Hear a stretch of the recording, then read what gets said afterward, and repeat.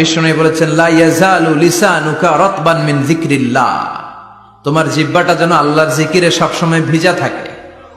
কি থাকে? সবসময় যেন পড়ি সুবহানাল্লাহ, আলহামদুলিল্লাহ, লা ইলাহা ইল্লাল্লাহ, সব সময় যেন আমরা পড়ি আল্লাহু আকবার। বিষ্ণু বললেন আহাব্বুল কালাম ইলাল্লাহি আরবা, খেয়াল রাখবেন আল্লাহর কাছে সবচেয়ে প্রিয় কথা চারটা। কয়টা?